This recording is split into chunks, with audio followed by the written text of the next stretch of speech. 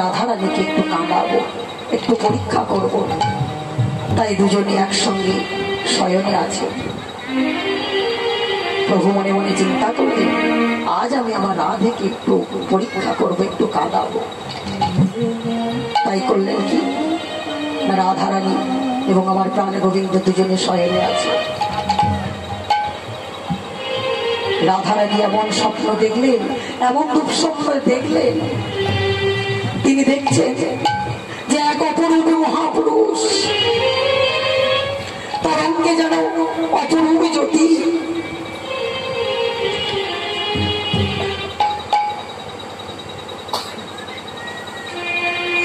সেই রূপে দর্শন করে তাড়াতাড়ি ঘুম ভেঙে গেল।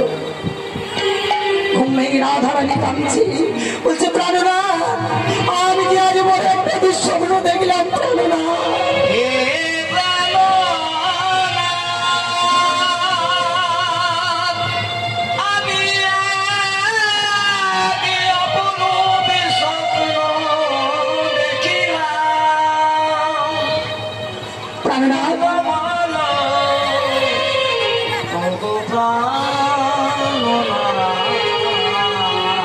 প্রাণনাথ, আমি শুনেছি,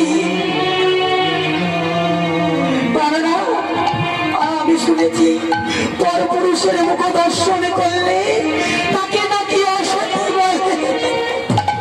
বলতে পারো প্রাণনাথ, আমি যে তোমায় ছাড়াই জগতে কাউকে ভালোবাসতে পারি না। কিন্তু তোমার কি হলো জানো প্রাণনাথ, আমি তার রূপে নয়নে দিয়ে আমি সব কিছু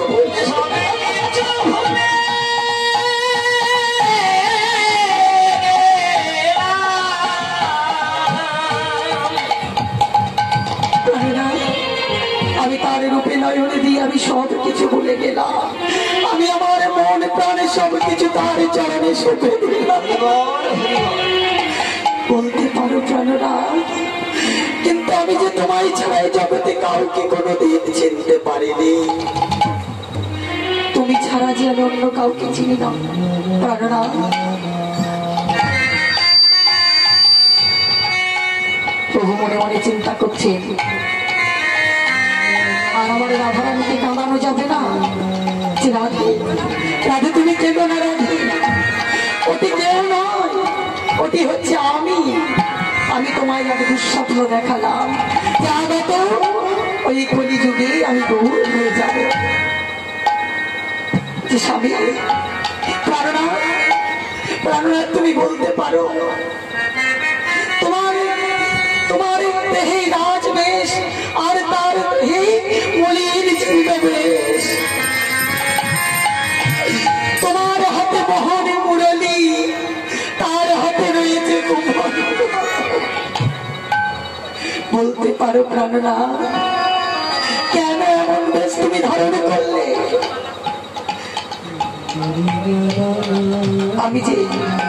আমি যে সেই রূপে নয়ন দিয়ে আমার মন প্রাণ জীবন যৌবন সব তার চরণে সঁপে দিয়েছি প্রাণনাথ। যে রাধে, সেটা আর কেউ নয়, সেটা আমি। আমি ওই আগত কলিযুগে নদিয়ায় যাব গৌর হয়ে। রাধে, তুমি আমাকে বাধা দেবে না।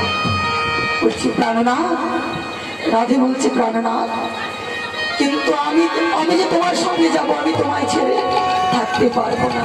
তুমি আমায় সঙ্গে নিয়ে যাবে না প্রাণনাথ? না রাধে, তোমাকে সবার সম্মুখে আমি নিয়ে যেতে পারবো না। সবার অলক্ষ্যে তোমায় আমি নিয়ে যাব রাধে। তা কেমন করে জানো? তোমার ওই দেহের হেমকান্তি আমার হৃদে ধরে আমি নদিয়ায় যাব গৌর হয়ে।